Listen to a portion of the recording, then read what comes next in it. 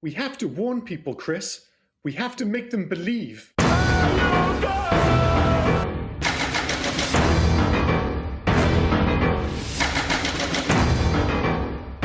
I'm Liam, he's Rob, and this week on the Halos podcast, we take a long overdue look back at Joe Dante's postmodern horror classic 1981's The Howling.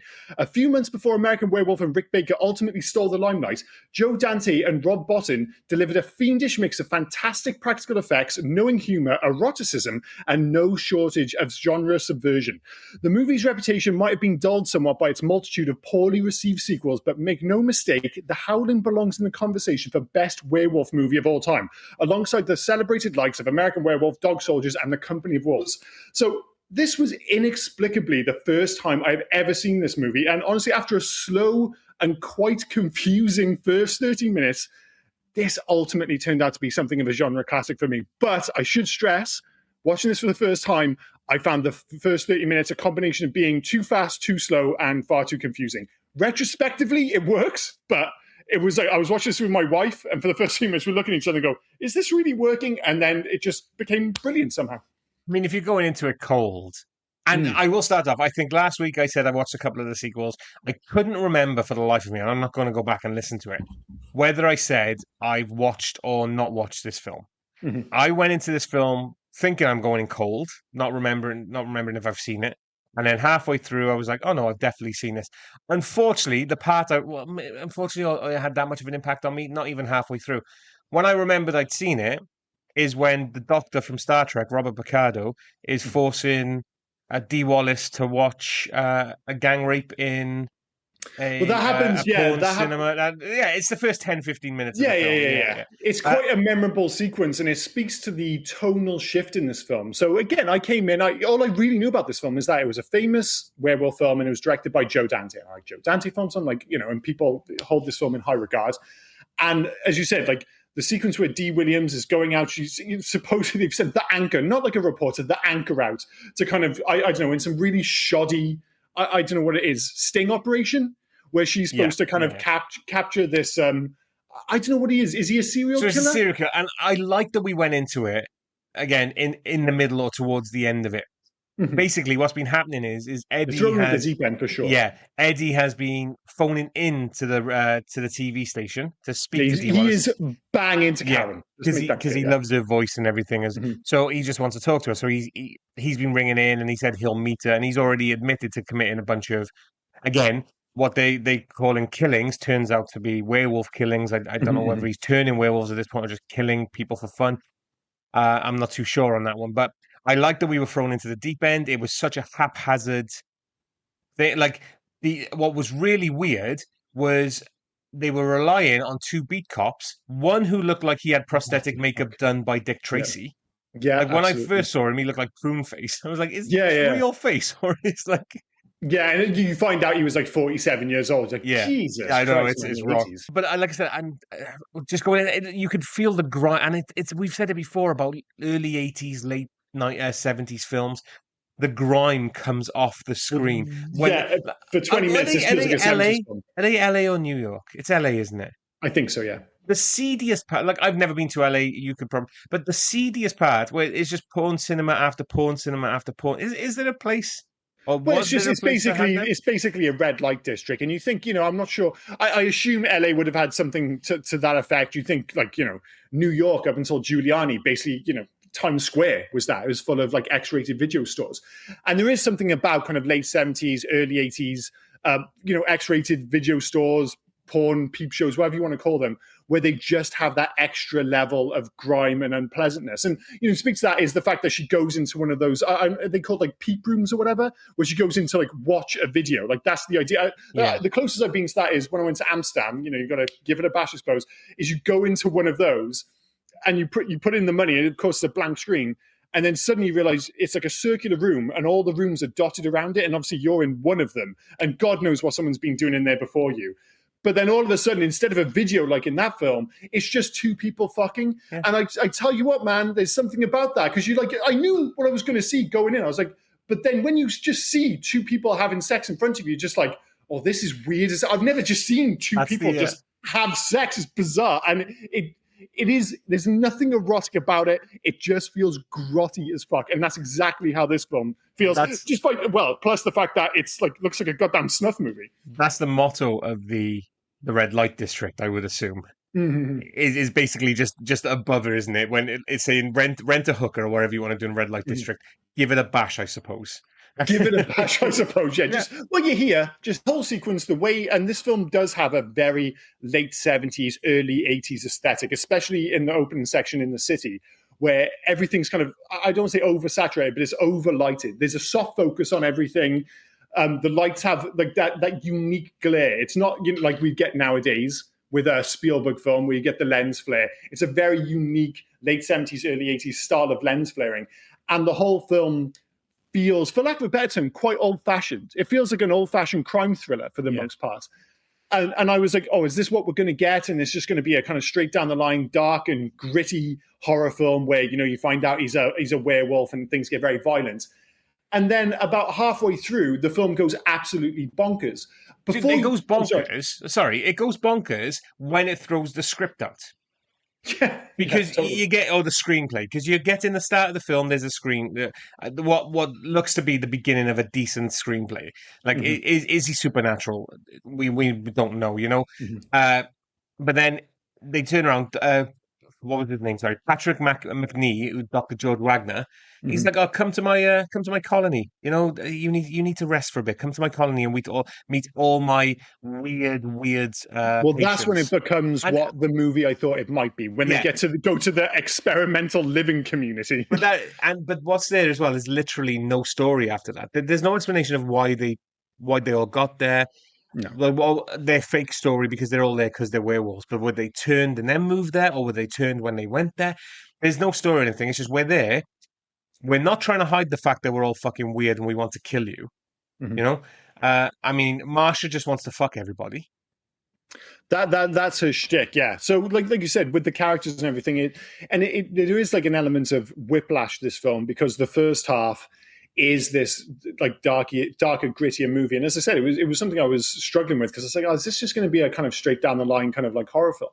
And then once they get to the colony, and you do have to kind of like go on that journey because as you say, you show up and you're suddenly introduced to all these wacky characters immediately. Like they're using that weird like wolf boy to like, I don't know, catch rabbits. And you're like, wait, what the fuck is going on here? And like you said, Marsha is immediately just down that wasn't told pretty much, but they were Marsha and Wolf Boy. Mm-hmm. They were Eddie's siblings. Oh, okay, yeah, that wasn't explained in the film at all. So they're Eddie's siblings, so sister and brother. Yeah. Well, like as you say, none of this is really explained, and you get there, and of course, you kind of go on that journey initially because you're just like, oh, well, it's like basically a psychiatric retreat is what they're going for. But you're like, well, they're still very, very strange considering up until this point, all the characters have been straight down the line. But then once it starts really, and let's be clear, the cutoff point for this film isn't quite getting to the colony. It's Bill and what's her name? Marsha having sex in like what has to be the first ever transformational werewolf sex scene, which is ungoddamn believable. From that point on, they're just like, yeah, this is the movie you're watching now, and we are off to the races. And for the rest of the film, it is just non-stop insanity of the quite brilliant order, because even from a VFX perspective, I'd heard that this film had some pretty cool VFX. For an hour, you hardly see anything. No, it's funny because it does have cool ones, and you hardly see anything for an hour. Mm-hmm. Then they kind of like middle load it, and you start getting a bunch of them turn into werewolves. The fantastic, Eddie turning it into, which is absolutely feeling like American Werewolf in London, kind of the way he turns. It's grotesque, it's slimy. Yeah, that's quite interesting. Even when they're half turning, then in the colony. Mm-hmm. But after that, then there's nothing. Oh, sorry, no. You get all that with Eddie, and then by the end of it, they all go to half turn. Mm-hmm. But they must have run out of budget or something because they're not turning into werewolves. Then it's just basically we'll give them some fangs and a longer snout, but they'll all die before. Yeah, there's different levels of transition, and I actually think aesthetically this film is weakest when the werewolves are fully transformed. I don't think they're the best werewolves in movie history. But as you mentioned, the transformation sequences, so like when you get the famous sex sequence between Bill and Marsha, it's like they're half transformed. I think that's fine. It's a sex sequence. We don't want to see them fully transformed for that. But then, when you have the sequence with Eddie, and he just stands there, and basically they really are show-off sequences, because the difference between this and, say, I guess, American Werewolf in London. One, I don't care what anyone says. I don't think it's quite at the level of American Werewolf in London aesthetically and Rick Baker's work. I do think Rob Bottin sadly had his lunch eaten, because I think he delivered some fantastic work with like the hydraulic snout, the airbags under the latex skin. All that stuff is really good, and I think his work deserves a great deal of recognition. But like 6 months later, of course, Rick Baker shows up with the greatest transformation sequence of all time. And the difference with that is that it felt more natural in American Werewolf, because he's struggling his way through it. You're just watching him. Like, there's no observers other than you. He's just. I mean, and that whereas in this, there's that awkward moment of, say, Karen, for instance, just standing there watching him transform. It feels less natural. An American Werewolf in London looks more painful as well, like it would be. Yeah. His bones are reshaping. So it does look more painful. I mean, Eddie already looks like he's in pain anyway, because he's still got a bullet hole in his head. Yeah, the first thing he does is take a bullet out of his head. I was like, okay. Because that's the thing. I loved as well, sorry. There were just these constant escalation points, I suppose. Because he had to have the bullet hole in his head. I loved how they they put the extra layer of forehead on Robert Picardo and then gave him that weird mullet thing on top of it. Why did they not want to show him as well? Mm-hmm. I understand not showing him at the beginning if it's going to turn around. It's like a surprise. By the way, I've always been Eddie, But they don't show him at the beginning. They don't show him until he pops, and it's like a big reveal. I'm Eddie, but we didn't know who you were, so I don't understand why they hid him to begin with. Well, and the whole thing with him is, and maybe I've missed something, is that Eddie feels like it's from a separate movie. So you've got everyone at the colony and the big surprise there. And in fairness, I didn't see it coming. I did not see it coming that they were all wolves at all, which was very cool.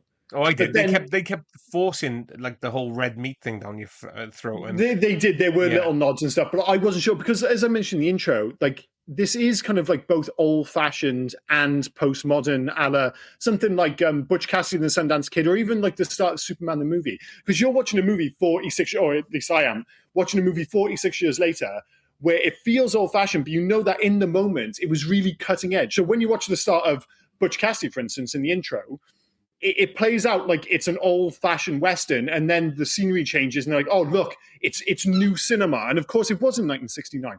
In the same way, in Superman 1978, I think it was, you have that opening sequence with the curtains and the black and white sequence, and it looks fantastic. And of course, the curtains open, but it's still 1978 to our eyes, so it's like postmodern but old at the same time. But this movie, I thought, wonderfully blends like traditional werewolf tropes with like that self-aware humor and all the Easter eggs and eroticism and the critique of 80s media, sorry. But because of that, I thought all those little nods, those Easter eggs you're referencing. So there's like, when the characters is reading Thomas Wolfe, there's clips of the Wolfman, there's the little Red Riding Hood sequence, there's the sheriff eating wolf chow. I thought they were just like cool little winks to the camera rather than catalyst. Yeah, I didn't realize. Like you said, I think there was Wolf Lager at some point. Everything was Wolf. Yeah, well, that's what I mean. And even 10 of the characters, 10 of the principal characters in this film are named after famous werewolf directors. So this film is like chock full of meta postmodern like narrative. So I just kind of went along with that and thought, oh, they're just like cool little things for me. I didn't think for a second they were all, it's basically just blatantly telling me everyone here is a fucking werewolf. So it just went over my head. Because it was, I mean, they're all people from what looks to be all walks of life. Mm-hmm, mm-hmm. Like, I wouldn't have put Noble Willingham's Charlie Barton in there with Jerry and Donna. It's an eccentric mix for sure. Yeah. So they got to be in there for a reason. Obviously, shared wolf DNA, I guess, is the reason why they're there. Mm-hmm. I need to go back to the beginning because I wanted to ask. Kevin McCarthy plays Fred Francis, the boss of the radio station, who we know from Inner Space. From Inner Space, yeah. It took me ages to realize who he was. The worst, yeah. He's the worst in this as well, because I couldn't get over when she's having, like, she's on the air, and then all of a sudden she's flashing back to what happened because she can't remember what happened. She's having little flashbacks. Awesome Joe Dante shot, the bit when you can see the kind of snuff movie in the lens of the camera. I was like, oh, showy stuff. This is pretty cool. But then he turns around and goes something along the lines of, "Get me that Asian woman. Tell her she can be on later." And then he turns around and basically he was going, "Oh, women and their PMS." Yeah, And well, he literally says, oh, I don't know, maybe she's pregnant. It's just, it's constant. It's basically his whole It's the script for the sexist film thing is is just one ridiculous. sexist thing after another. And there's like a few 80s throwbacks. It's like Bill, when he's already had sex, he's already cheated on Karen. And she has like the kind of wherewithal to question him. And he's like, you're being a fucking psycho. And then she questions him one more time, open palm slap. Just straight down to business because it's the 80s. She's hysterical. Slap the bitch. I mean, he's going on Sean Connery's interview, isn't he? It's okay to give him a slap every now and then. It's okay to give a open palm slap in the face. It's just, sure it is, Sean. Of course it is. Hey, changing the subject really quickly.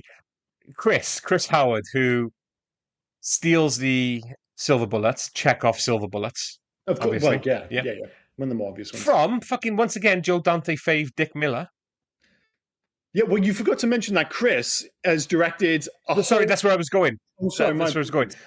You already know it anyway, but I was going to say, do you know what Dennis Dugan is famous for?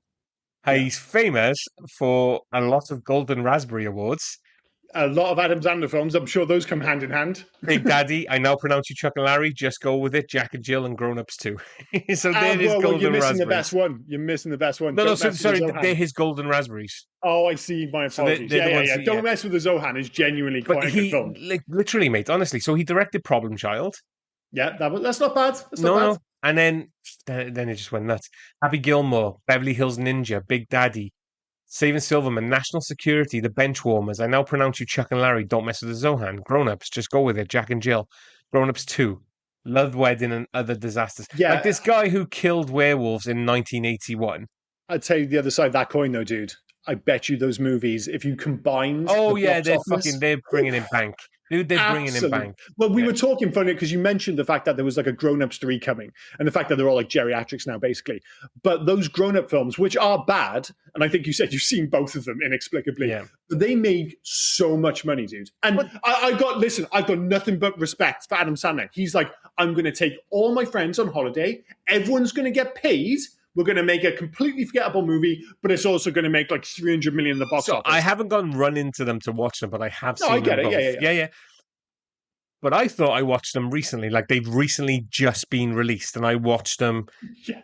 Fucking 13 years ago was the last one. Dude, never do maths. It's once you get to your 40s, don't do maths. The news is never good. Every film you think of, they're like, oh, that's like a contemporary film. 15 years old, 20 years old. Like we mentioned when we did the podcast, one of the worst ones for me was Tron Legacy, where I was like, I still had in my head that was a contemporary film. That's like 16 years old. 16 motherfuckers. Oh, God damn it. Ridiculous. Going back to Dick Miller, in this film, he played Walter Paisley. Yeah. That's actually a big thing that I didn't know about until he has played a character who is not related in any way, named Walter Paisley, in like 7 of his films, mainly Joe Dante ones. So I'm guessing Joe Dante is just going, I love this dude. Let's just totally. But I don't know who you're going to be. You can just be I don't know. You can be fucking Walter Paisley again. He's in love with him, isn't he, Joe Dante? He's in like nearly all his films, but he's great. He's like the best book owner of any movie maybe ever in this film. Like he just knocks out the park. Yeah, he's really good in it, but. He's in Gremlins. He's just I can't see him without being whatever his name is in Gremlins. Every time I see him, he's basically playing a very similar character, and he just totally he's just one of those guys, that classic thing. He comes off the bench for a few minutes and just absolutely slays it, and you're just like, yeah, he was on screen for like 7 minutes, and I remember all of it. And he had a bunch of great lines. He's an oddly likable character, despite the fact that he's nearly always a dick. And off he goes again. I tell you what, though. It was very lucky that those silver bullets that were commissioned and never collected were actually silver. Well, not that were actually silver. Were able to just fit the first rifle that Charlie got his hands on. That was so lucky.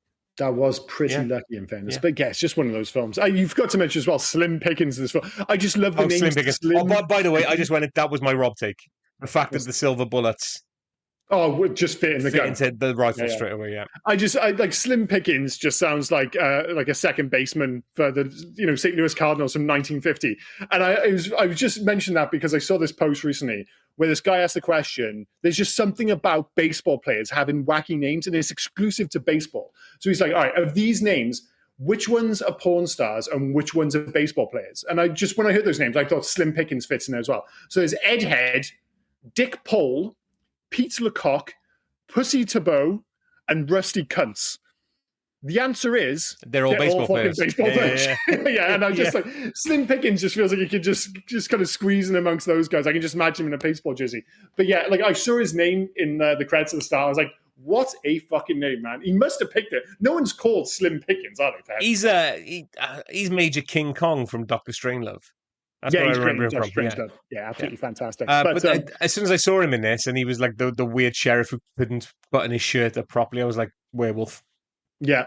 But to bring it back to the start of the film, though, I mentioned the fact that the first half is better retrospectively, despite the fact that it confused me. It's, when you look back, it's thematically and stylistically interesting, but it's only after the second half. And even I think that kind of thematic whiplash started even right from the start. So it's got that fantastically, wonderfully gaudy title card, which actually reminded me of Thriller, to the point where I was like, I bet you Thriller took it from The Howling, because this was a big hit. And I was like, oh, this is going to be proper gaudy B-movie stuff. And then you're in this kind of gritty, erotic thriller where, this woman's being forced to watch a snuff movie in a porno theater, and none of it is fun or good. Like, you think about how different it is, the start of the movie, and from the lighting, the way it's shot, everything, to the end of the film. So at the start, you're in the city, you're in this seedy porn store, and it's all red light and grime and weird soft focus. And then at the end, once you get to the barn and they've all revealed that they're like werewolves, the lighting is like full B-movie. It's lit from below. It's like unnatural blue light. It's from a completely different movie. And by the end of it, it totally works. But as I said, when I was watching it, I just want to warn people, if you've never seen this movie before, you might have a real issue, because I think not only is the tone issue, is I think for 30 minutes, he just wants to get to the colony. But he also wants to set up the fact that they're all reported. So, of course, there's the whole thing about a send-up of media in the 80s. But I think one of the smartest things he does in this film, and I'm surprised they haven't done it in movies since, is have reporters as the lead characters. So, we've talked about with horror films, one of the reasons you set them in the past now is because mobile phones cause murder. You've always got to explain away mobile phones. You also have to explain away, why is that stupid bitch going upstairs? Why is that dumbass going into the creepy cabin in the woods? If they're reporters, it's totally justifiable. Like when Terry is walking around the woods and she just comes across this super creepy cabin and just starts looking about, poking things, you're just like, well, she's going to get killed soon. But it makes sense because she's a reporter, because like that's her job. Yeah, Brian, I don't know if it does make complete sense. Like, but it helps.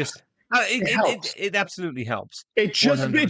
What it does, it justifies their actions compared to us all sitting at home going, what the fuck are you doing, Blanche? I don't know why your name's Blanche. Going into that house, just run away. Just go the other way, dude. At least if they report us, I'm like, okay, I kind of get it. I love the beginning as well when they're tracking, what's her name again? Sorry, Karen. They're tracking Karen, and then the guy comes up with probably a very scientific answer, but it just seemed batshit to me. He's going, oh, we've lost the tracker. And not the tracker, the audio or whatever. How have we lost the audio? Or the neons playing fucking havoc with it. All the neon down in the classic porno 80s theater. tech. Classic 80s down tech. in the porno theater district. And the main copper in charge is like, I'm going to sit back here. I'm not going to be anywhere near where I can help Karen. I'm going to sit back here. We'll rely on older cop and young cop to fight. And they said as well, oh, she's wearing a purple dress. She'll be easy to find. Like, what? Right. It's not just like somebody setting up a sting. This is somebody clearly famous, if not on a national level, certainly a local level. She is a celebrity. And they're just they're going to send in fucking Bill and Bob, the two police idiots, to just kind of like half keep an eye on her. You'd have like a proper operation. There'd be snipers and all sorts. In this, they're just like, oh, well, we had this little recorder thing. That doesn't really work now. So let's be clear. Karen is fucked. They go to extra lengths to tell you she's famous, don't they? Like, Karen, I love you. Karen, I've watched you all the time. You're my second favorite news host. We can't turn her. You shouldn't have invited her here. She's like... She's too high exposure. We can't do what we need. Yeah. Oh, that's okay. We'll just make it an accident. We'll bury her. It's absolutely fine. We'll explode her car. It'll be absolutely fine. Yeah, it all feels a little bit forced. As I said, I think it's an excuse to get to the retreat. And before you know it, they're in the car. Her and Bill. They're on the way there. And of course, it's one of those like bizarre 80s scenes. You wouldn't have thought anything about it in the day. I've got to be careful here because we posted a video from Monster Squad recently where a kid is making, I can't remember, what was the character's name from Monster Squad who's making the bullets with like Rudy.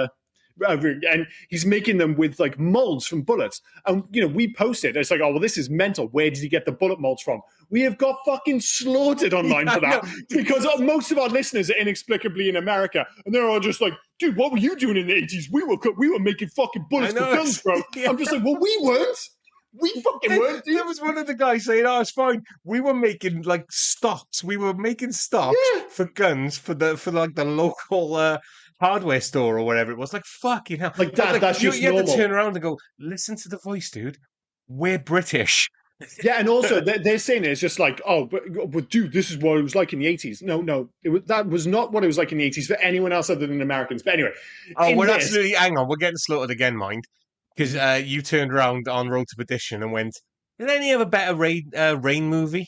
And then people are going, you fucking dumb idiot. You didn't mention Seven or The Crow or like, oh, Jesus. The Crow Christ. I can deal with. Seven feels like an oversight. That film is both really good and rainy as fuck. The thing is I think maybe the reason I didn't pick that one up is because, and this is obviously my excuse, is it's not a beautiful movie. Don't get me wrong. We were talking about beautifully shot rain movies. And it is beautifully shot in its own way. It's it's a Fincher film. It looks great, but what it does look is just relentlessly grim. Whereas you watch something like Road to Perdition, and it looks beautiful in its own way. Yeah. So that's my excuse anyway. But coming back to this is when they're driving there, and she's just basically leaning up to him, and it's just like that would never happen. Like everyone has their seatbelts on in movies. It was just like, oh yeah, people used to just drive without seatbelts. It was not just in the 80s, dude. You never needed a seatbelt on. Well, we didn't have seatbelts in the back, full stop. Like we literally, our car when I grew up did not have seatbelts in the back. We didn't. We were allowed to sit. Well, I say we were allowed. I used to sit in the wheel well. Yeah, it was just anything goes. Yeah. Well, like Bill Burr does a famous sketch about cars back in the 80s where the only what are they called? Not seatbelts, Jesus Christ. Airbag. I just can't get the word out. The only airbag in the car is for the driver. So it's just like, you're driving along, you hit a wall, you hit the airbag, you look over and go, my family. It's just like you've survived, but everyone else is fucking dead. People used to sit in the back seat in the middle. And you're like, if there was a crash, there's only one way for you to go, and that is through the front fucking window. It was the advert that we had a long time ago, like Karen knew her killer. And it was her son who sat in the back and didn't have his seatbelt on. So when she crashed, he basically mullered her head against the steering wheel. Oh, yeah, I remember that one. Yeah. There's just one of those things. You can be super gross with car safety adverts. That was the thing back in the 80s. It's just all about scaring people. But again, sorry, go for this film. We don't mention it enough. Like I say we, like every time we hear about Scream Queens, I can't even think of a fucking name now. Halloween Scream Queen. Jamie Curtis. Jamie Lee Curtis. Top of the list for being a Scream Queen. Neve Campbell now Scream Queen. Yep. I have an argument, and yes, okay, maybe she's not the best in this film, maybe she's not the best in a lot of the films, but there's an argument for Dee Wallace being a Scream Queen. Like just a bunch of the films that she's done: The Hills Have Eyes, The Howling, Cujo, Critters, Alligator 2: The Mutation, The Frighteners, Abominable. Wasn't she? Sorry to butt in. Wasn't Christopher Stone in Cujo as well? Her husband, so, I think he was. Yeah. Sorry, keep going. No, that's okay. And then we're going into like, oh, she was in the 80s, so we'll like in the 2000s, then you bring her in. So she's been in films like The Plague, the new Halloween remake, Rob Zombie's remake, House of the Devil, Dark Fields, and Lords of Salem. Yeah, she's totally worthy of a title of Scream Queen. And in this film in particular, she has a bunch of screaming. Like, she's not the most useful character throughout, but she screams very convincingly. And the movie almost basically ends with her screaming. And it's a great movie scream. Do you like that ending? Did you see that ending coming out? Because I enjoyed that. I kind of enjoyed the ending and the satiric nature of it, where it's like he's trying to tell everybody werewolves are real. Look, I'm going to show you. And everyone's like, look at the effects on this. This is great. All right, turn the channel. That's one of the things about this film, other than the aesthetic and the way people look. There are elements of this film where you're just like, you are very aware you're watching an early 80s movie. But when you see the end, and you're like, it's so prescient to today's society, like with AI and everything else. The end would work so well in 2026 where, you do, like, funnily enough, the ending isn't massively dissimilar to Disclosure Day. The difference is here is, you kind of have this big moment and this big reveal at the end of the film when she's talking about, this secret society of half animal, half men. And everyone is just like, yeah, whatever. This is just fake. It's just special effects. Whereas nowadays, we'd all just sit there and go, it's just AI. This is bullshit. Yeah. And it works just as well today as it would have in 1981. Maybe it works even better today. So I thought the ending was amazing. My only issue with it is Karen did fucking dirty with the transformation, dude. This is the worst transformation since Harold Howard. Harold Howard, is that his name, in Teen Wolf? The dad, where he had no facial hair on his face, just around his face. They basically turned him into a fucking beaver. In this, they turned her into a goddamn chipmunk. I was like, no, Karen, what the fuck? The transformations in a movie of great transformation sequences, that one was complete ass, and it goes right back. To go back to those special effects, which we've alluded to earlier from Bob Botting, it actually starts around the hour mark when Terry cuts off the werewolf's arm. His arm, yeah. And the arm, like in real time, kind of starts throbbing and then becomes a human arm. I was like, that looked fucking amazing. It looks so gross and so awesome. And then they really do just keep up in the ante, as you say, when Eddie shows up. Although Eddie, I don't get the whole transformation sequence. So when Terry gets to the office and she makes a phone call, so she escapes the cabin, Eddie's after her. Again, the whole Eddie thing's very weird, because as far as I can tell, he has nothing to do with the commune, the colony. He's just a separate story. No, so he does, because again, he's got a cabin there, so that's where he grew up. So what I'm assuming is happening, obviously there is his sister and his brother. TC's his brother, Marsha's his sister. And he's gone into the city because he's obsessed with... He just happens to be both a werewolf and a sex pest. Yeah, basically. Yeah. So he's obsessed with, so there's a lot of... And I'm not sure if they're his crimes, but in both his apartment and the cabin, there's all about the gang rape and murder, the rape and murder, blah, blah. So I'm not sure if they're his crimes, because we don't get any explanation of what his crimes are. I assume so. But I'm assuming, he's collecting his crimes. But what I'm guessing, and this is just a major guess on my part, is he has left the colony. Yeah. So Dr. Wagner has had to leave the colony as well and establish, and that's why he's latched onto Karen, because Eddie's latched onto Karen. Got you. So Dr. Wagner is trying to nip it all in the bud. If he can bring Karen home to the colony, Eddie's because Eddie's infatuated with Karen. Yeah, then they can bring Eddie back. Yeah. Yeah, I totally see that now. I just, when I was watching it, I just thought the Eddie part of the story never really linked in any meaning. Yeah, no, I get it. You can kind of, follow the breadcrumbs as you have there. But to me, it always felt a little bit too separate. So when he just suddenly shows up, and in fairness, it's cool when he shows up, because we said the effects are amazing, but the rules start becoming quite inconsistent. So Terry, like I said, she's on the phone, and Eddie, as a full werewolf, totally gets the drop on her. 2 minutes later, he's back to being Eddie, and then stands in front of after Karen finds Terry's body, transforms again. But when he transforms, all his clothes rips off. So I was just like, wait, so did he redress and then werewolf again? He does it a third time because he's recorded Terry's death, and he's playing it for Chris. And he's just about to turn again, and Chris kills him with the silver bullet and the rifle. Yeah. Well, when he comes back and he almost looks like a zombie, basically. Yeah, and that's when he pulls... is that when he pulled the bullet out of his head? No, that was with Karen, Yeah. Oh, she Karen threw acid in his face. Oh, that was it. He turned into... she just managed to, I don't know, in Dr. Wagner's office, happened across acid. In Dr. Wagner, the psychiatrist's office, he just happens to keep some acid, just for shits and giggles. Just cutting about. Yeah, but by that point, we've just stopped caring about what's going on, to be honest. But it is, as I said, it is very fun by that point. But all those transformations, I don't think it necessarily all makes sense, but they all look fantastic. And like I said, when he comes back and he's like half werewolf, half human, half kind of melted, and you can see his skull, I was just like, yeah, this is the film I was hoping for. It's absolutely, and it really does start feeling closer to, you can see the DNA of, say, Gremlins then. With those kind of practical effects and the way they use, I mentioned at the start, the latex skin with the airbags, and they start bubbling up. You think about those kind of more gruesome effects from Gremlins. Yeah. They definitely have their kind of genesis in this film, I think. Yeah, totally agree. But, Sorry, I just totally agree. I know you said something profound then, but I just literally got caught looking at more stuff about the Howling. I do No, apologize. no, no, it's absolutely fine. Well, that's the thing we've not mentioned here. This is usually on you. At some point, we're going to have to talk about the fact that I'm this ready. film has, is it 7 sequels? 7 sequels. Which is such a shame because from what I hear, they're not great. Spoiler alert: I haven't seen any of them, but the reviews aren't brilliant. But you can fill in the gaps, sir.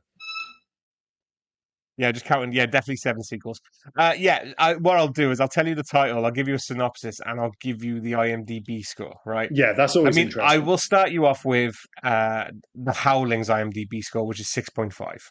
Decent enough for a Joe Dante film. That feels Yeah. about right because I feel like again because some people might not get on with the kind of peculiar tone and stuff. I would have it a little bit higher, but I think that's fair enough. Yeah. Okay, so and I already alluded to this title last week because I couldn't keep it to myself. This one was released in 1985. It was titled Howling 2, Your Sister is a Werewolf. I mean, it's a great title. It's a Yeah. great title. I give them that. But it makes no sense because basically, so after Karen White's death, her brother and an occult investigator uncover a European werewolf cult led by the seductive and powerful Sturba. The film blends camp punk aesthetics and chaotic lore expansion. So basically, Karen White's brother, the film is based on. The title is, "Hey, Karen White's brother, your sister was a werewolf, but is not Very anymore." briefly, yeah, fair enough. Howling 3. Wait, what was the IMDb score? I was going to say, I didn't know if I give you that then. 3.4. Oh, I mean, usually what happens is they go down to 5. There's a slight drop. Yeah. And then they go down, and I expect like number 6 to be there, but that's a rough start. That is a rough start. This is doing what we're hoping for a Fast and Furious style arc here, where it kind of comes back up for around 4 or 5. So I wasn't going to go. I like how you were mainstream. I wasn't going Fast and Furious. I was going the Sniper sequels. Yeah, I thought I was good. I was going to use Sniper, but I was like, will enough people know? But if you listen to this podcast, you probably know Sniper. Howling 3: The Marsupials. Okay. A bizarre evolutionary twist reveals a species of marsupial werewolves hiding in Australia. A young woman escapes her clan and becomes the focus of scientists studying the creatures. There's a theme here. Where is it cheap to film? Yeah. By the 5th film, it'll be back in Hungary or something. So that was 3.6. Ooh, that's tough going.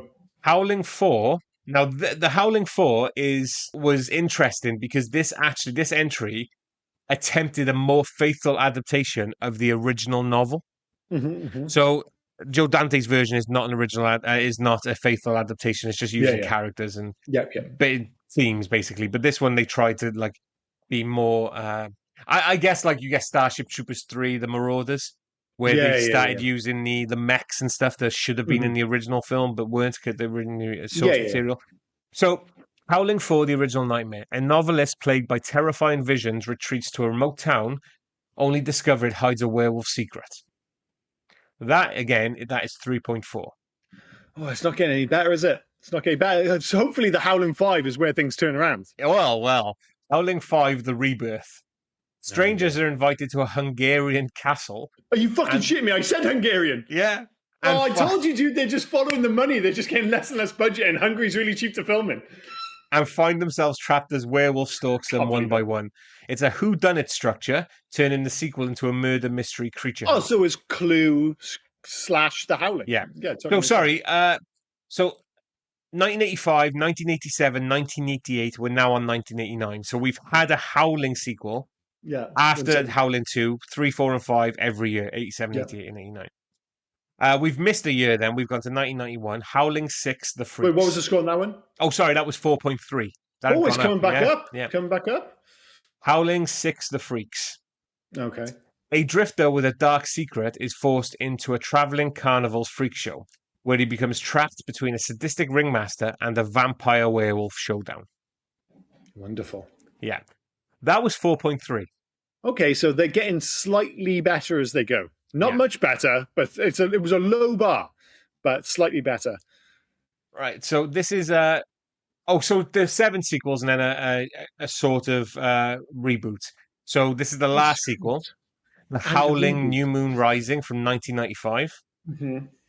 A patchwork sequel mixing new footage with clips from earlier films.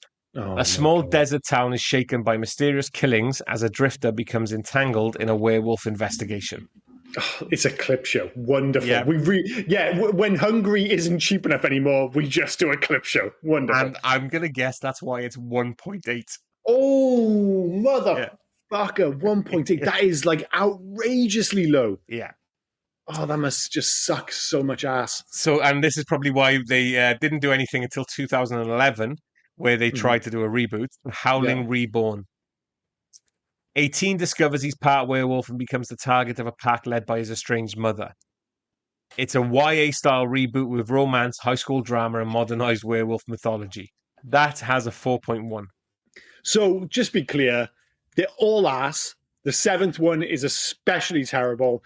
Don't watch any of them. Just stick with The Howling, which is a genuinely good film. I have watched the Australian one. God bless you. God bless you. Someone had to. And the Castle one. So what's that? That's 3 and 5. They're the ones I've watched. You've seen 1, 3, and 5. Fucking weirdo. Anyway, should we move on to Rob?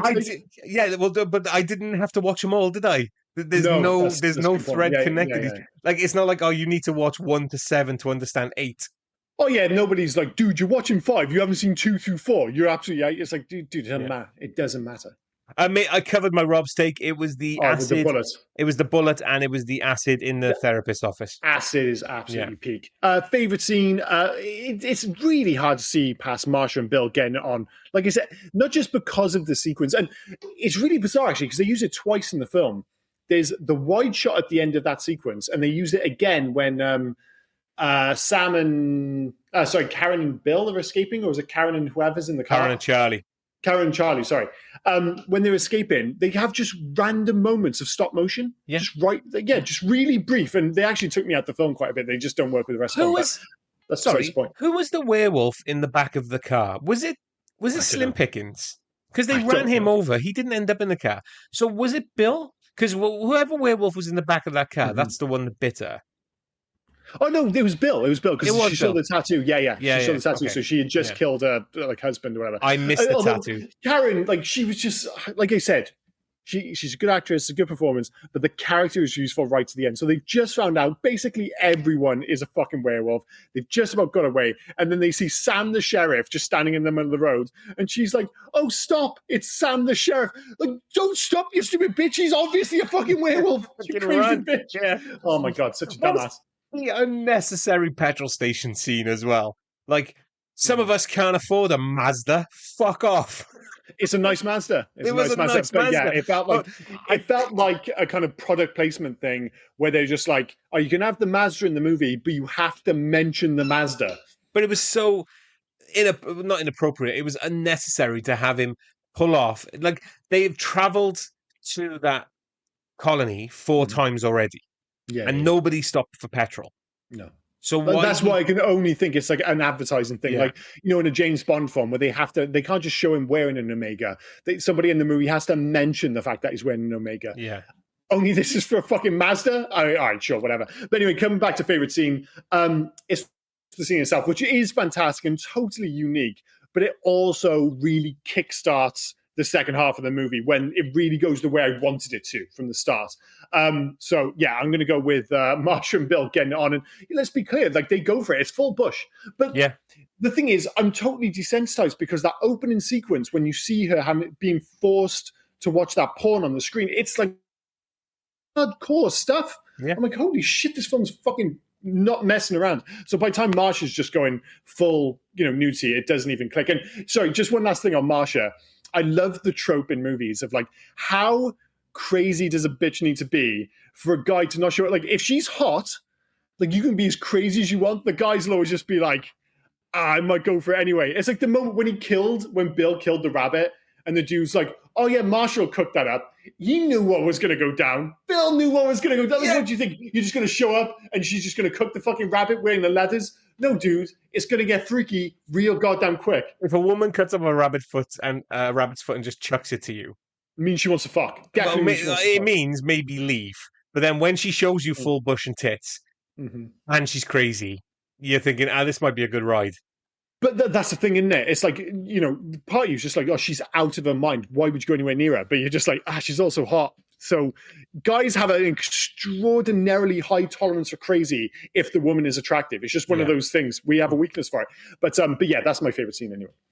So yeah, kind of the same as you, but I went the next transformation. So the full transformation is my favorite scene. The Eddie sequence, I know it's one of the most iconic in werewolf cinema. I will argue that it is one of the most iconic. I'm not saying it's better. But it's iconic, like I said, it's the only crime committed by this film is that it came out a few months before American Werewolf. This is the only way I could describe it. It's slow, gloopy, grotesque, and proudly practical. You have muscle stretching, bones cracking, skin bubbling. It's Rick Baker level ambition executed with Rob Bottin's chaotic genius. Mm-hmm. It's the moment the film stops flirting with horror and fully commits to being a creature feature. Yeah, no, I totally agree. It's like from that point on, you're like, all right, this is going for it now. But up until that point, you get like a few moments, but it's amazing how quickly it escalates from there. Yeah. Oscar season, in which we hand out 3 Oscars and 3 Razzies in categories of our choosing. The first Oscar for Best Effects goes to Rob Bottin, who, like I said, kind of had his cake eaten by Rick Baker, but does not undermine like just how good his work is for all the reasons you just gave, basically. The Oscar for subversive, relevant ending, 45 years later, goes to Karen's on-air transformation. As we mentioned a moment ago, it's like it would play just as well, if not even better today, despite the fact that this film is 45 years old. And 3, the Oscar for Best Werewolf Transformation while getting it on goes to Marsha and Bill. And if I was going to sneak on one more, the Oscar for Best Bookstore Owner in cinema history goes to Dick Miller as Walter.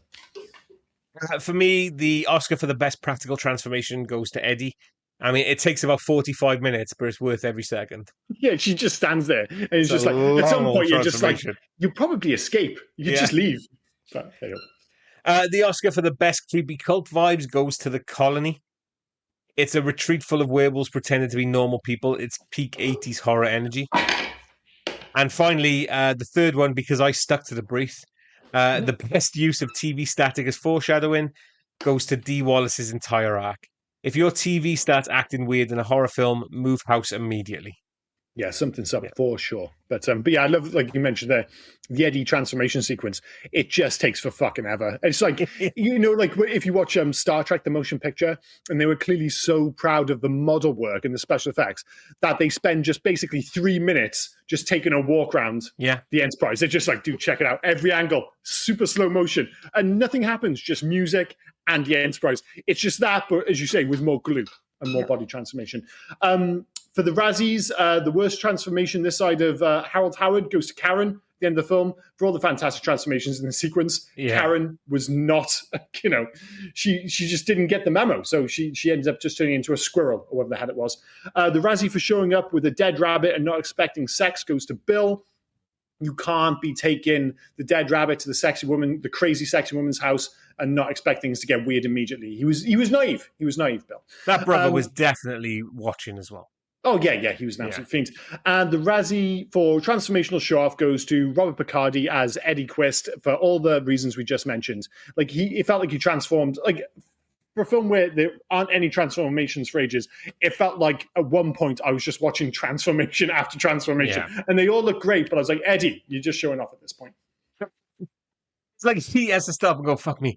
I've had 4 transformations in a row. I need some electrolytes. Yeah, I wonder if could you just hand me that bottle of Lucozade? I'm absolutely fucked, mate. Jesus, this is tiring. Do you not need the bones? This doesn't come easy. Jesus. Do you mind if I just transform my hand? It's still cool, but it's just my claw. Yeah, Can I just transform my claw? I mean, look at him, like with the long fingers. That's pretty cool, right? I mean, I'm clearly a werewolf. You don't need the face, because when I do the face, it really stretches. It really stretches my gums. But come on, you can hear the muscles crack in my hand. Just see my forearm. That's enough, isn't it? Yeah, and if you have the question, what happens to your clothes? Well, they're fucked. I've got to go back. I've got to put on new clothes for the next. It's a whole thing. So how about we just do the hand? Cool. Right there. The Razzie for the worst decision making under duress goes to everyone at the colony. If someone tells you don't worry about the Howling, you should absolutely worry about the Howling. Yeah, always worry about the Howling. But then again, they understood what the Howling was, so maybe that's a bit. The Razzie for the most distracting werewolf design goes to the tall ballet wolves. They look incredible, but also like they're about to perform Swan Lake, but hairier. Yeah, they don't quite. There's a touch of the dog soldiers about them, Yes, but yeah, just because they not use quite as professional awesome. dancers to have them Yeah. at Brighton. But I don't know, they just a bit more distracting in this for some reason. No, no, I agree. I think I said to you earlier, it was like of all the special effects in this film, most of them land except for when they're fully transformed, bizarrely. Yeah. And finally, the Razzie for the worst use of therapy goes to Dr. George Wagner. If your therapist runs a werewolf commune, get a new therapist. Agree. And if I was going to sneak in one extra, Of I know course. I've already added four. If on say one end of the spectrum, you've got like the Oscar for best poster to a pretty bad movie would go to say Cobra. Like Yeah. Cobra, like it's a fun movie, but it's pretty bad. But the poster's amazing. This film is a really good film. The poster is terrible to the point where I remember seeing this all the time. Excuse me, in the video store when I was younger, and I was always put off by the poster. I always thought it looked just janky, and when you see it, it looks like somebody tearing through a brown paper bag. It just doesn't look good. Well, it's meant to be tearing through somebody's skin, isn't it? I know, but it doesn't look. To me, it always looked like a brown paper bag.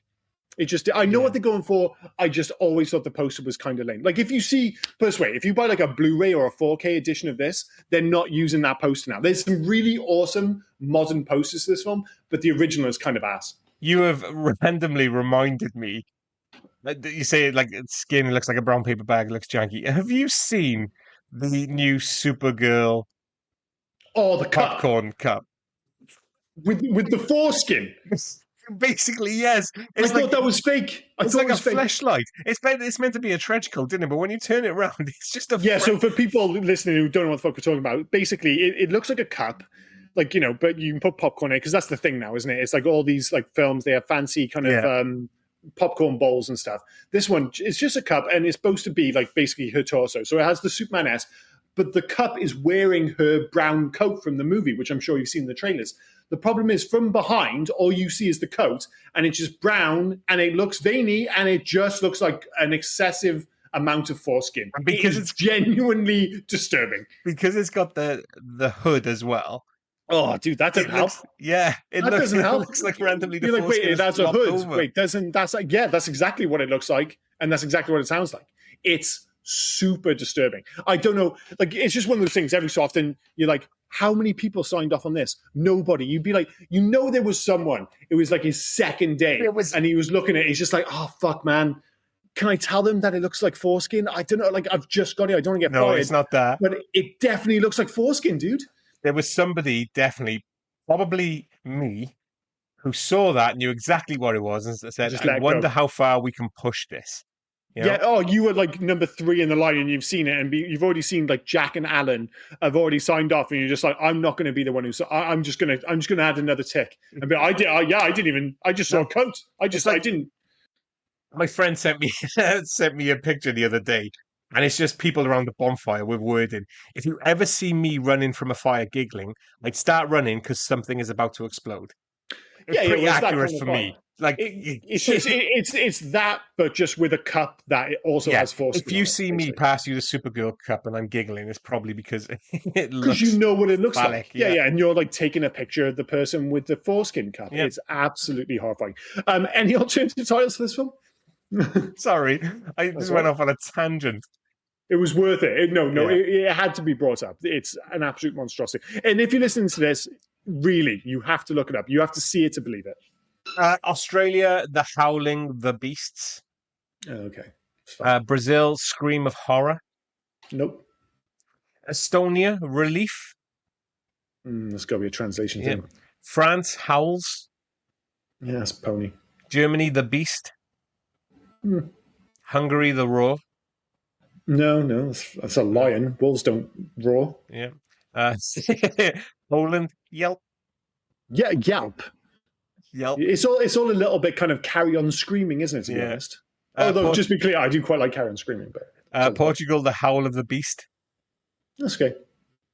Taiwan, Lost in Fear 3 times.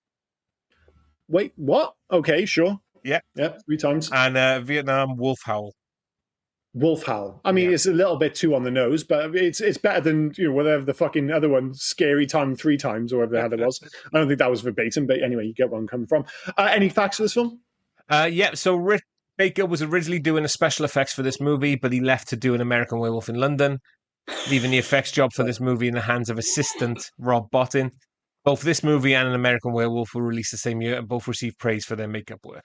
Joe, I think we can all agree that American Werewolf is better, right? The thing is, this film, tonally, it's a different film. Like, you know, when I'm watching the start, I thought, is this going to go the way of like the dark humor? Because, you know, you see the sequences in, say, the morgue where he has the burger next to the brains and stuff. You're like, oh, is this going to be like dark humor and stuff? And because it starts going so meta, if anything, it's closer to, say, Fright Night than it is to American Werewolf. But because of the tone of the American Werewolf, it allows that transformation sequence to have more of an impact. And aesthetically, it's aged absolutely wonderfully. This is still brilliant. It's okay to be second if you're second to what is considered maybe not like just the greatest werewolf transformation sequence, one of the pillars of special effects history, I would say. You know, if you were doing like a book on special effects and you had like, you know, room on the cover for say like 5 shots, one of them would be this. Would be American Werewolf. It's held in that high regard. This is just behind it. Like you said, it just so happened to be released in the same year. But it's very, very good. So you alluded to this one, but I will go a bit more into it. The following characters are named after werewolf movie directors. Mm-hmm. George Wagner, Roy William Neal, Terence Fisher, Freddie Francis, Earl C. Kenton, Sam Newfield, Charles Barton, Jerry Warren, Lou Landers, and Jacinto Molina, an alternate name used by Paul Naschy. It's very cool. That's the thing. Beyond all the Easter eggs and nods, like you can feel the love for the history of the genre throughout this film. It's wonderful. This will explain why they did Karen dirty in the final transformation. There we go. The final transformation had to be done all in close-up because this movie had exceeded its budget by then. And this had to be shot in Joe Dante's office because they had no money for sets anymore. Yep, that answers all those questions. It is genuinely distractingly bad by comparison, so I think that totally makes sense. The fact that it's just like, listen, we need this to make the movie work, but also we don't have any money, so she's just going to have some fur. Basically, she looks like, you know when he has the kind of face-off style surgery in Team America, and they just kind of glue the hair onto his face? Oh, my God. It's uncanny. He looks just like them. It's like that, but just with a werewolf. This was Dick Miller's favorite of his movies. That's fair enough. It's a great movie. Yeah. There's a debate in the critical community which werewolf effects are better, this film or American Werewolf. Most critics lean towards London, but both movie effects were heralded as revolutionary and highly influential in the world of film. Exactly what we're saying. Totally agree. Pip to the post, but you were there. You know, you would just be into the line, but still brilliant. Dee Wallace and Christopher Stone, who played Bill, were engaged in real life when shooting this horror movie. They'd love that shit. See, they're in Cujo, they're in this, they get married. Yeah. And then obviously she had to watch him fuck Marsha. Of course. Okay, what else do we have here? To add to the hidden puns through the movie, there is a book placed near a phone during one scene, Howl by Allen Ginsberg. Yep. Also, during a scene in which Bill and Karen are in bed together, Bill is reading You Can't Go Home Again by Thomas Wolfe. I think you've mentioned that. Yeah. There's a whole bunch of these cool little Easter eggs. As I said, like it threw me off the scent, so to speak, in terms of all being werewolves, because I thought it was just like, oh, look, we love werewolf movies, but very cool. The porn loop playing during the sex shop scene was created just for the movie. The entire loop consisted of 2 sequences, one with a woman being sexually assaulted on top of a car by 3 men, and one with a gagged woman sexually assaulted on a bed by 1 man. The sequence shown in the Howling. These scenes were to be included in their entirety as part of a DVD release, but were banned by the British Board of Film Classification because of their eroticization of sexual assault. Eroticization of sexual assault.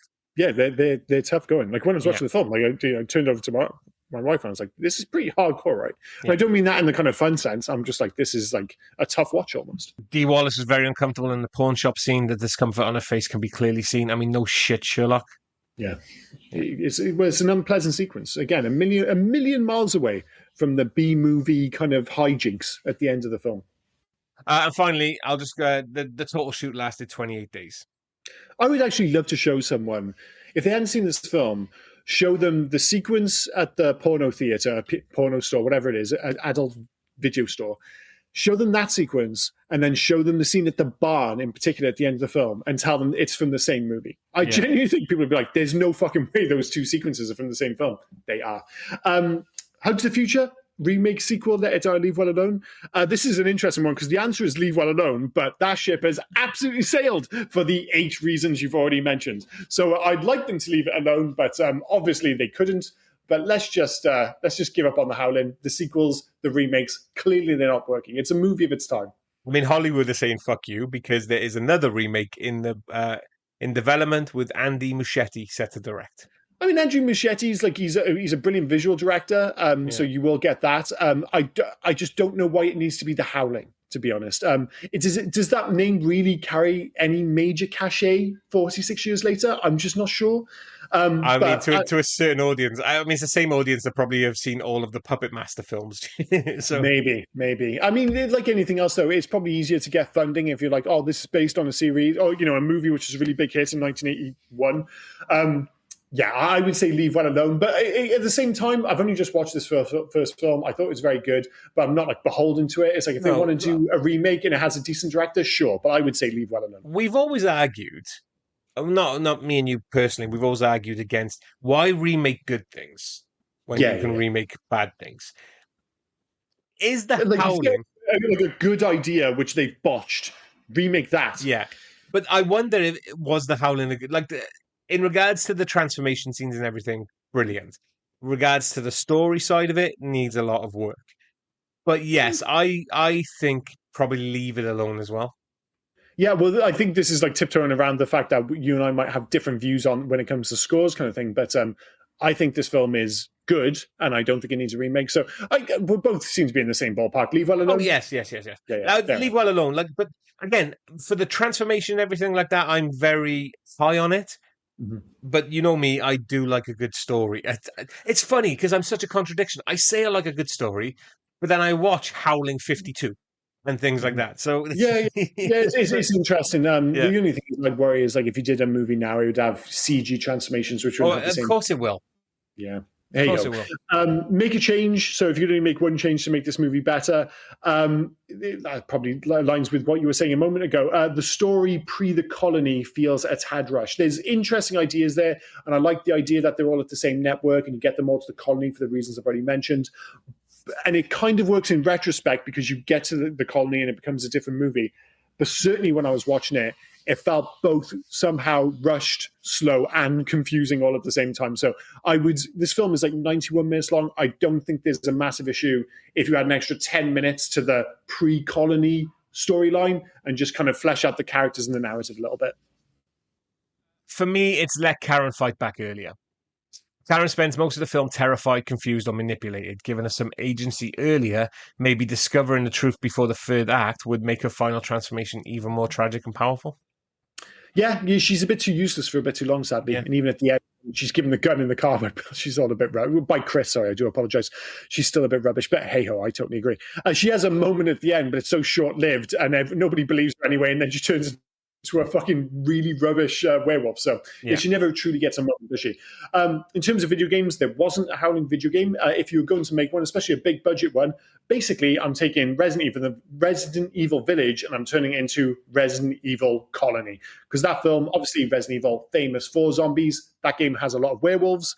It looks great, especially the first half of the game where it's in a confined space. I just love the idea that it's at the colony. You find out everyone's a werewolf and you've got to fight them off. So I'll go with Resident Evil Colony based on Resident Evil Village. I like that. A bit more action orientated than my pick, but this is clearly Until Dawn.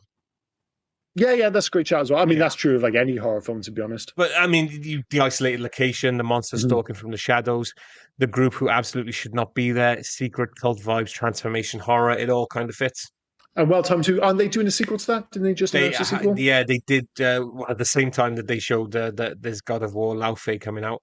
Until Dawn sequel. But it's funny because I don't think it has any correlation to Until Dawn. Mm-hmm. Except the name, because they're in some sort of... I don't mind that. I like the idea of it going like, what Halloween was going to be with Halloween 3, The Season of the Witch, where it's like almost like a horror anthology, where it's like linked by name, but they're just like horror stories, and just like a new director can go wild. They're on an uncharted island resort or something like that, so I'm assuming the Until Dawn that's when the boat comes to pick them up. Okay, and maybe there'll probably be some like little nods and Easter eggs and crossover and stuff like that. But that's kind of cool. But that's probably the correct answer. IMDb. So this is where we pick a random 10-star and 1-star review for this film. But before we do that, I try and guess how many written reviews there are. Over 100. Over 100, yes. Over 200. Over 200. I'm going to go for 282. Oh, you'd be wrong. 314. Ooh, that's not too far off, in No, fairness. no. I'll give myself that. I'll give Oh, myself wait. that. Yeah. Don't Yeah. give myself a little pat on the back. Of those, how many 10-star reviews? I think there'll be quite a few. I think a lot of people really like this film. I'm going to go with 32. Oh, dude, 39. Ooh. Again, I'll give myself another pat on the back Yeah. for that. There you go. Right, so written in March of 2024, titled Extremely Compelling Horror Film with Everything Just Right. I don't often give a film a straight 10. This one hits just right. Debut. I can't say that word. Debuting not long after John Carpenter's Halloween, this film lightly draws from the many exquisite details which made Halloween such a great breakthrough slasher film. Certain camera angles, lighting, music, costumes, and more fit so well together. The special effects are done so well that there were times my brain told me it was computer animated, but keep in mind the year this film was released. Outstanding transformations from human to werewolf are not hidden with cheap camera tricks, but rather featured in detail as they happen. I'd argue that what we see here is better than that of many later 80s horror films. The actors have great chemistry and play their parts well. The artwork features is very nice to see in a film, and the transformation sketch on the ground seems to have inspired a similar one in Palladium's TMNT and Other Strangeness RPG. The film opens a wide discussion for a variety of ethics, and while many seem to interpret it simply to be a promotion of veganism, it's far removed from any blanket statement or position. The film touches on topics of consumption ethics all the way to political philosophies, all the while showcasing multiple struggles for survival. I have no idea how this review started or how it ended. It went on a tangent. Yeah, it was kind of like this film. Like you really got a little bit carried away with all the kind of like iconography and stuff in this film. It's kind of there, but yeah, he was really trying to justify that 10-star review. I don't think it's a 10-star movie. Let's be clear. No. But 10 stars is closer to what I would give it than a 1-star review. So I don't think there's going to be many 1-star reviews. 7? Oh, dude, again, 9. Pretty close. Another pat on the back. A third pat on the back, yeah. This one was written in October of 2001, titled An American Werewolf in a Crappy Movie. Oof, ouch. This tedious and dull movie from the director of Small Soldiers stars the perpetually depressed-looking D. Wallace Stone as a TV news anchor who was attacked by a werewolf in a porno theatre. Not to be confused by the superior werewolf in a porno theatre scene in An American Werewolf in London. Professor John Steed recommends she go up to his groovy commune for character actors to recover from her trauma. Groovy commune. Despite the fact that it means spending time with John Carradine. Nothing of any interest happened for most of the film's running time until a lengthy werewolf transformation scene, full of masturbatorial shots of subpar makeup effects and overabundance of air bladders. An American Werewolf in London features a much better transformation scene. This guy's obsessed. Once the were-rabbits show up, things get a little better, and the final scene is really good. But not so good as to excuse the lethargic and pointless first hour and 20 minutes of this stink burger. It does have a lot of fun actors, most reduced to cameos, including Patrick McNee, Kevin McCarthy, Roger Corman, Forrest Ackerman, Dick Miller, Slim Pickens, Robert Picardo, and director Joe Dante himself. Also includes a scene where people's knowledge of werewolves is taken from Lon Chaney Jr.'s The Wolfman. Like in An American Werewolf in London. All right, mate, we get it. Yeah, we get it. Although we didn't mention that, actually, one of the things I really liked in this film was that, like, is it Chris and Terry, the reporters? Like, really in the film, they basically just go, I think this might be a werewolf. Like, there's no real reason for, like, real report. They don't give them enough of a reason to say, Jesus Christ, this might be something supernatural. They jump to supernatural real Straight fucking away. quick. Yeah, they're just like, dude, I reckon this is, like, totally werewolves. Where do you go from...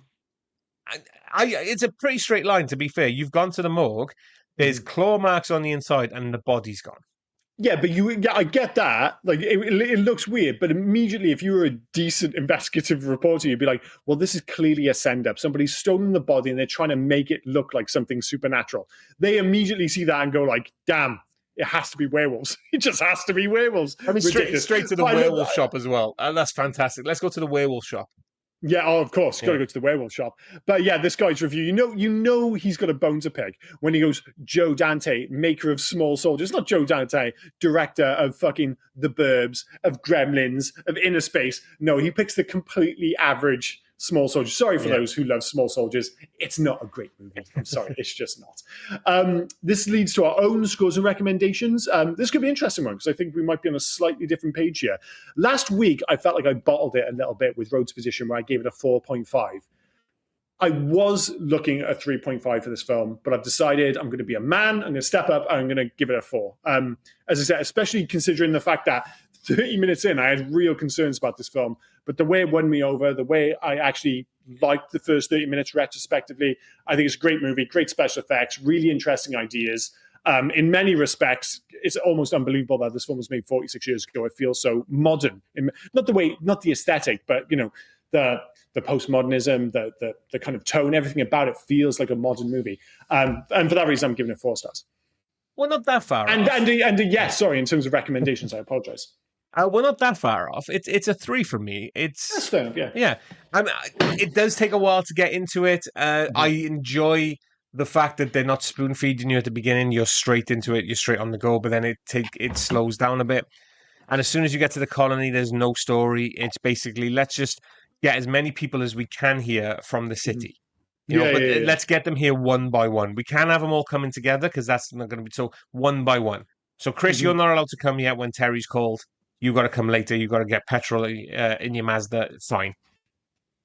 Kind of gets less down with the story and the fact that I don't understand what this whole colony thing. Like, there's no story or there's no explanation of why he set up the colony or pretended to set up the colony. No, it's all a bit much. This film could probably do with another. It wouldn't be another 10 minutes longer. I kind of think, they just needed to tighten up the script or the screenplay a little bit, but. It is definitely a 3 for me, and it's a yes for a recommend. I would definitely recommend it. Yeah. 90 minutes, as I said, you might even struggle, as I said, like I did with the first 30, but it all makes sense once the movie gets going. But great movie for the most part. Before we get to your choice next week, we'll do the quiz first. So this is a game about identifying movies from the worst description ever. As always, you'll get 3 different movies. The first one and the first hint: a hand makes things hard. Bet it does. Right. So I'll give you a clue. I wouldn't have got this because I haven't seen this film. So basically, it's like King Midas's touch kind of thing. If you touch things, it's not supernatural. I'll give you that clue. Okay, so a hand makes things hard. Go on. And the second hint is in high school. Oh, okay. A hand makes things hard in high school. That's interesting. I'm going to give you one last clue because I think this is kind of deserving of that. It's 1982, the movie. Oh, okay. Because I was thinking maybe like Halloween H2O, but it's not. Mm-hmm. It's not. No, I'm lost on this one. Yeah, I wouldn't have got this one. It's Fast Times at Ridgemont High. Are they going when he jerked off in front of Catherine? I don't know. I think that's a little bit kind of crude almost, but usually there's like something clever to this. But I've not seen the movie. I've seen that scene, but I've not seen that movie. Yeah, I do like Fast Times. To watch that film. The only thing I can think of, it would be the fact that what was her name? I keep forgetting her name. Phoebe Cates. Yeah, Phoebe Cates getting out of that sequence. Getting out of the pool, and he's just Judge Reinhold off, isn't he? Judge Reinhold, yeah. What a weird name. Anyway, so the second one, first clue: a man enjoys a mountain of snow. It's quite a good clue, actually. Man enjoys a mountain of snow. Don't think about it too literally. I'll say that. No. It's. I was going to go there. I'm just trying to think. I can think of his name, but I can't think of the name of the film. Scarface. Yes, it is Scarface. Yeah, so the second clue would have been. Yeah. You definitely would have got the second one. He has a little friend. Yes. Yeah, okay. So that's a good one. That was much more doable. And the third one, you might get this one. A pony passes English. Pony passes English. Yes, the operative word there being pony. Okay. It's actually a film we've talked about doing on this podcast, but we haven't yet done it. Okay. Yeah, but we've seriously considered it. No, I need another clue. The second clue is despite being in a gang. So a pony. Fucking yeah. The Outsiders. The Outsiders, yeah. That's pretty good. Yeah, the first one, it's just one of those, like, you either latch onto it immediately and you get it, or you need that little nudge. So, yeah, I totally get that. But, solid. 2 out of 3. That's what we're aiming for. He played the Pony Boy, didn't he? He did play Pony Boy, indeed. Yeah. Stay gold, Pony Boy. Stay gold. That's been 1981's... what was the film? The Howling. Jesus Christ, we've said The Howling about a bajillion times. What is next week's choice? Right, so we're going 10 years later. We're going 1992. That's 11 years later. 11 years later. I thought it was 82 this film was released. Okay. 92. I'm going to need more than that. I'm struggling with giving you any more than that, because anything I give you after that, you're going to get it straight away. Okay. Okay, hang on. 90, okay, let me see if I can get you something. No, it's fine. Okay. What do I give? It's amazing as soon as you ask a question how my brain goes blank. I'm like, if the quiz was name a movie from 1992, I'd be like, I don't know if I can do that, dude. All right. Maybe. Right, one of the stars is Gene Hackman. Gene Hackman, not Burning Mississippi Burning. Jesus Christ, that'd be a tough watch. Yeah. I was like, you're thinking. Let's talk about the KKK for fucking 3 hours. Yeah. I will do American History X next week. Fucking hell. 1992 with Gene Hackman. What the hell? Is it? It's not a military film. It's not a military film. I'll give you a hint. Mm-hmm. I have for a long time gone on record saying this film is shit. Oh, fantastic! It's a shit film, which you've picked inexplicably for us to cover next week. Well, I can't wait to figure out what this is. I've just got Hoosiers in my head now, which we have covered, which I know you like, and I know it was like 1988 or whatever it was. 92, Gene Hackman, you think it's shit. Gene Hackman and Morgan Freeman. Gene Hackman and Morgan Freeman. This is not Driving Miss Daisy. Jesus Christ, what is it? No, that was Dan Aykroyd as well. Yeah, I know. And it's later as well. Yeah. I'm drawing a complete blank. Okay. Starring and directed by the same person.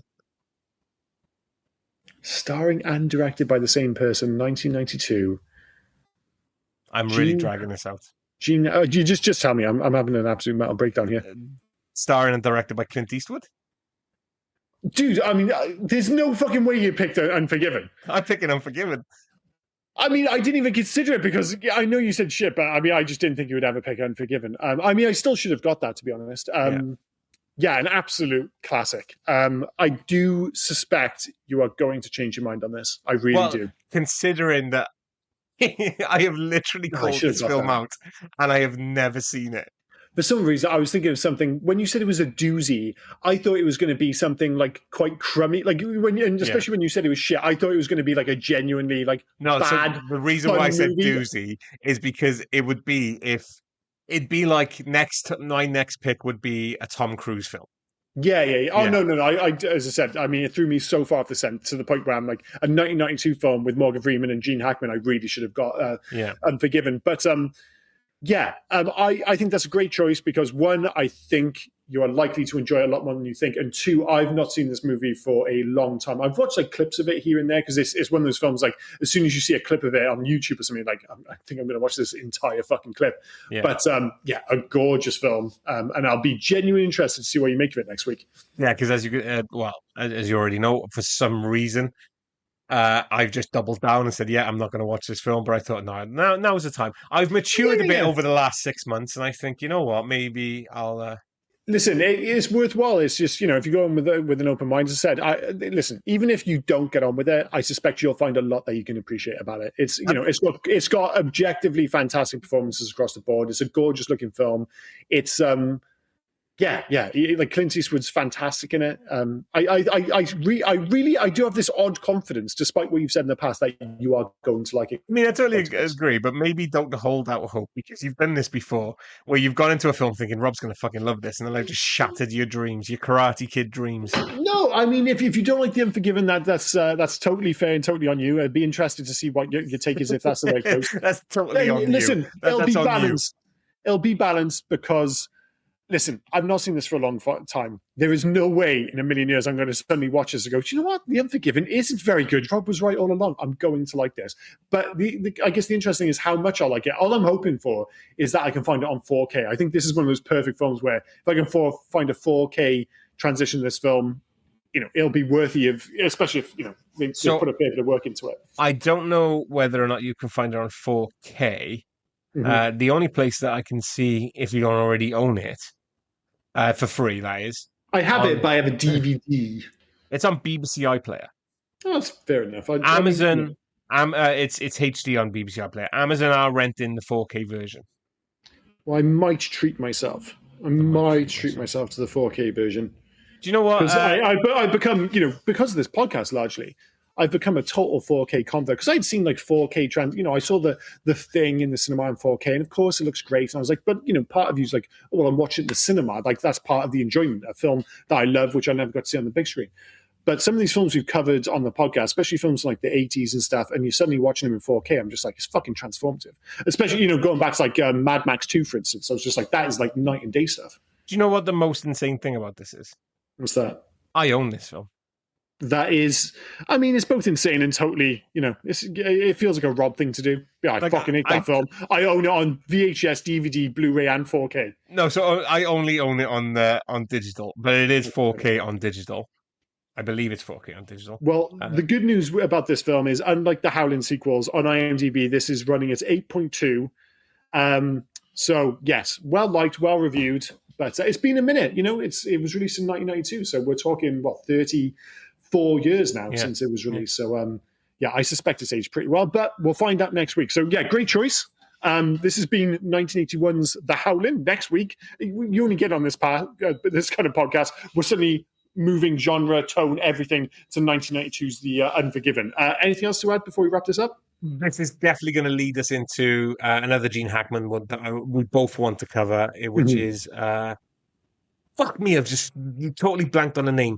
Sharon Stone, Russell Crowe, Leonardo DiCaprio, Western. Oh, the Western one. Not the good, the bad, the ugly. The Quick and the Dead? The Quick and the Dead, thank you. Yes, I totally blanked on that film. I really enjoy that film. Yeah, that film's not as good as The Unforgiven, dude, but it's admittedly a completely different movie. That's more of a Rob film, though. That is more of a Rob film than fairness. And I would actually, that's a film I would genuinely look forward to covering because I've only seen that once and I can't remember anything about it. I watched a clip at the end of that film and I forgot how stylistic it is. It really takes a bit of a swing. Like The Unforgiven's very traditional, very old-fashioned. The Quick and the Dead is a very, by its standards, modern take on the genre. You remember the director of The Quick and the Dead? Was it Sam Raimi? Sam Raimi, yeah. Yeah, well, his films are always quite stylish. But we'll definitely do that at some point. But anyway, I've been Liam, he's been Rob, and you've been listening to the Hey Guys podcast. Cheers, guys. Cheers, guys. Bye now. Oh, and before I forget, where can folk reach us if they were so inclined to? Well, you can actually reach us on Hey You Guys 80s at Facebook, Instagram, and on Twitter. But if you want to send us a mail, do heyyouguys80s@gmail.com. Send us in your recommendations. Send us in your thoughts about any of the episodes. Just literally talk to us. We'll have a one-sided talk with you on the podcast. Yeah. We're nice folk. Get in touch. But no, cheers, guys. Bye-bye. Cheers, guys. Bye now.